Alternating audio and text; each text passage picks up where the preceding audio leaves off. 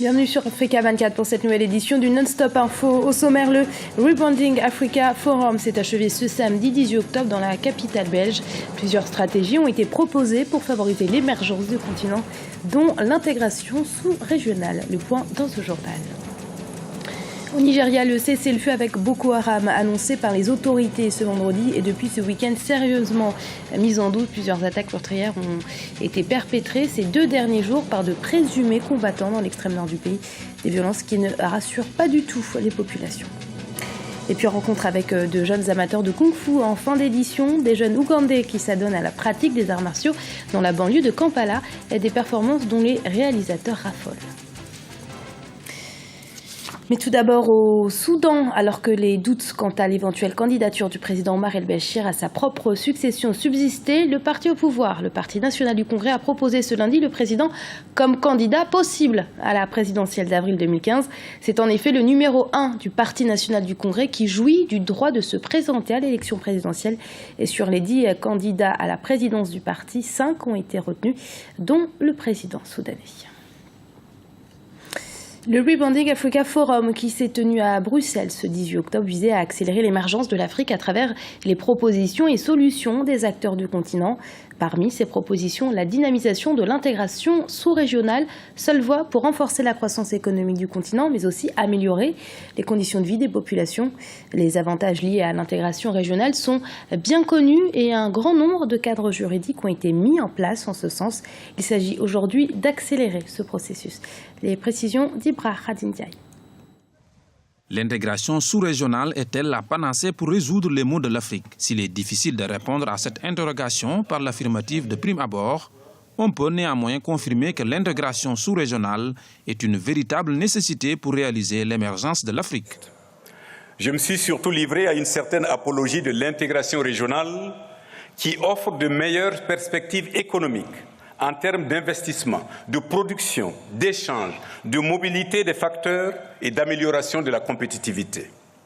La vraie question à présent, c'est comment maximiser les effets positifs de l'intégration régionale sur le développement de l'Afrique.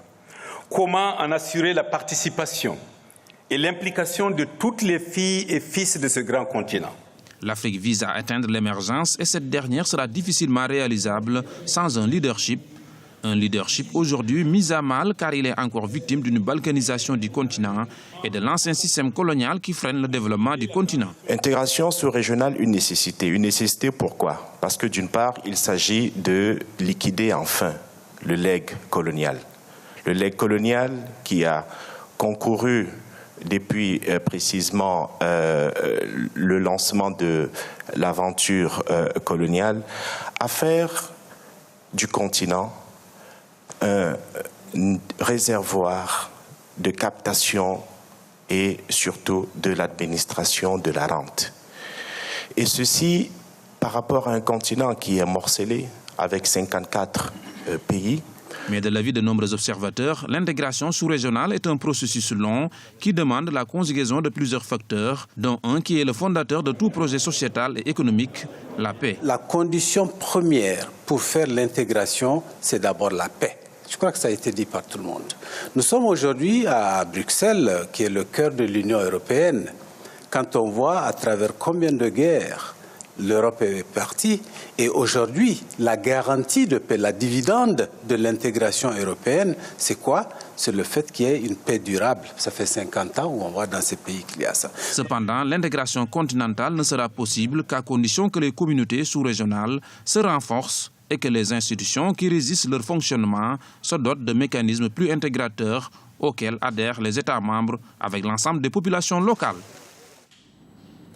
Le gouvernement nigérian a annoncé ce 17 octobre un accord de cessez-le-feu avec Boko Haram qui prévoyait la libération des 217 jeunes lycéennes toujours retenues en otage. Les violences de ce week-end attribuées à de présumés combattants du groupe terroriste ont remis en question la crédibilité de cet accord. Aujourd'hui, la population est partagée entre doute et espoir. Hanan Farou. L'accord de cessez-le-feu avec Boko Haram fait la une de la presse nigérienne ce lundi. Annoncé ce vendredi par le chef d'état-major de l'armée et le premier secrétaire de la présidence nigériane, la réalité d'un compromis avec les insurgés ne convainc pas dans les rues de Lagos. Are you so sure that these people, yes, Comment être sûr que ces gens vont vraiment appliquer le cessez-le-feu? Comment leur faire confiance? Nous ne connaissons pas les détails de l'accord. Pourquoi ne pas les donner? Qu'ont-ils négocié? Les conditions de l'accord entre les autorités nigérianes et Boko Haram restent inconnues.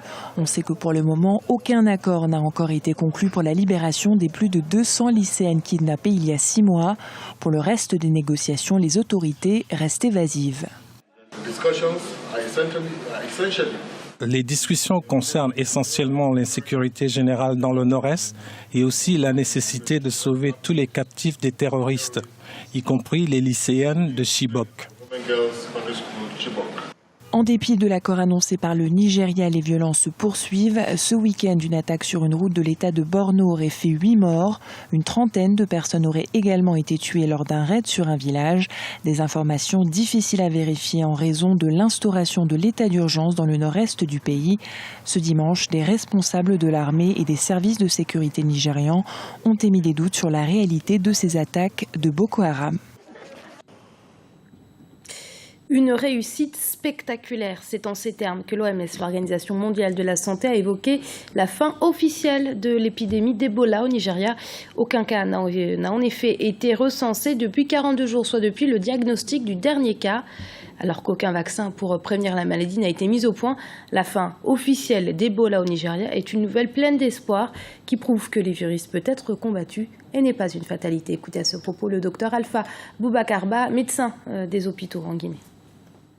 Je ne pense pas que ce soit extrêmement compliqué de le faire. Il faut surtout beaucoup d'argent, beaucoup de formation, beaucoup de sensibilisation. Voilà, ça devrait, maintenant que les pays occidentaux sont vraiment mobilisés. Jusqu'ici, c'était un peu MSF qui était laissé à elle-même dans les pays concernés. Ce n'est que récemment que les Britanniques en Sierra Leone, les Américains au Libéria, les Français un peu en Guinée, il y a en tout cas des promesses. Ce n'est que récemment que les Occidentaux ont vraiment décidé de s'impliquer personnellement. Mais jusqu'ici, cette implication se limite vraiment à une simple ONG comme MSF qui est sur le terrain et qui fait le tour. Il n'y a personne d'autre. Ouakaliga, une banlieue de la capitale ougandaise, Kampala. Ici, plusieurs enfants sont formés aux arts martiaux. Techniques de combat, force, souplesse et aussi maîtrise de soi. L'art martial combine performance physique et mentale. Et ici, à Kampala, au-delà d'apprendre le kung-fu, ces amateurs s'entraînent aussi à devenir acteurs. Les cinéastes ougandais font en effet de plus en plus appel à ces enfants pour jouer dans leurs films. Hanan Faro.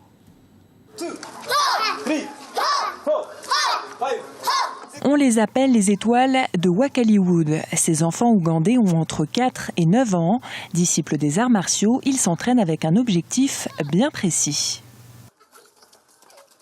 Mon rêve est d'être une star de cinéma quand je serai grande. J'ai déjà joué dans un film où j'ai utilisé mes compétences en kung-fu. Les arts martiaux aident les enfants de deux manières. À agir dans les films d'action d'abord, cela a aussi un impact sur leur discipline lorsqu'ils vaquent à leurs occupations normales. Certains de ces petits as des arts martiaux ont déjà fait des apparitions dans des films locaux. L'idée d'apprendre le kung-fu aux enfants a germé du côté de l'industrie cinématographique communément appelée Ougawood, une manière d'impliquer les enfants dans le 7e art. J'ai l'impression que si j'entraîne ces enfants, je leur apprends à agir. Cela aidera aussi l'industrie à se développer. C'est ce qui manque dans ce secteur. Face à la caméra, les disciples en herbe du kung-fu s'adonnent à l'attaque et à la défense, un exercice d'éveil corporel qui forme également à la maîtrise de soi. Et c'est la fin de ce journal. Merci de l'avoir suivi. Restez sur Africa 24. L'info continue.